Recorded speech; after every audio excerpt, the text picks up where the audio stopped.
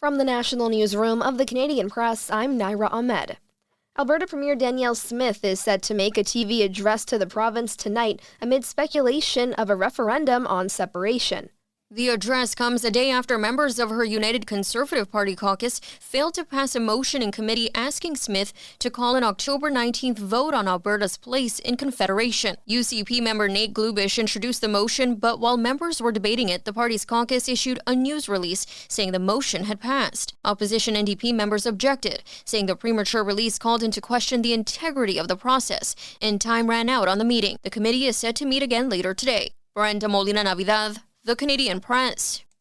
Canadian activists intercepted on a Gaza-bound flotilla are now being deported from Israel to Turkey. Foreign Affairs Minister Anita Anand says Canada expects full respect for the rights and safety of all civilians. It comes after Israel intercepted the boats, and a video emerged of kneeling activists with their hands bound behind their backs being taunted by Israel's national security minister. Prime Minister Mark Carney has described Israel's treatment of flotilla members as abominable and unacceptable.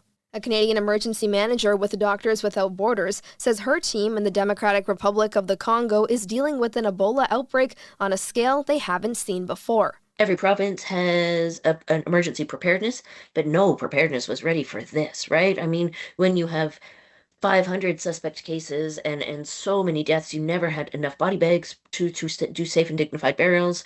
You don't have actually enough PPE to be able to safely respond to all of the situation. So far, officials say a suspected 600 people are ill and 139 have died. More Canadian aid workers are on their way to the region.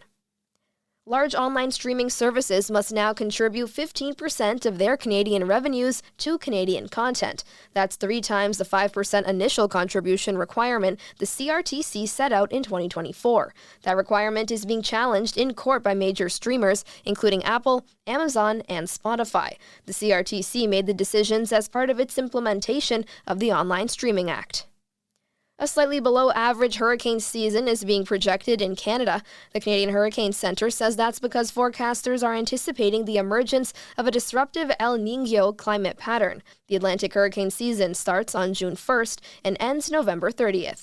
And in entertainment news, I am your host, Stephen Colbert. Ladies and gentlemen, Stephen Colbert is saying goodbye to The Late Show. Tonight will be the last time he appears behind his CBS desk, marking the end of the network's 33-year franchise. CBS announced last summer that Colbert's show would end, citing economic reasons after 11 seasons. However, some, including the host, suspect political pressure played a role in the decision. Colbert leaves as the ratings leader in late-night TV.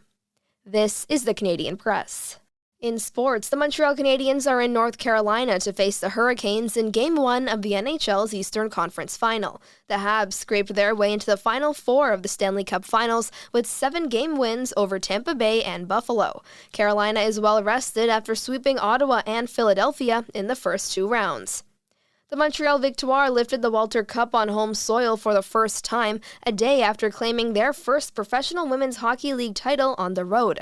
Canada pulled out a nervous 6-5 win over Norway at the World Hockey Championship in Switzerland. Canada will take an undefeated record into its game tomorrow against Slovenia. The American Hockey League team coming to Hamilton has an identity rooted in the city's steelworking history. The team announced today it will be known as the Hamilton Hammers, with the logo featuring a pair of crossed hammers. And the Toronto Blue Jays look for a split of their 4-game series with New York when the teams meet tonight at Yankee Stadium. From the Canadian Press, I'm Naira Ahmed.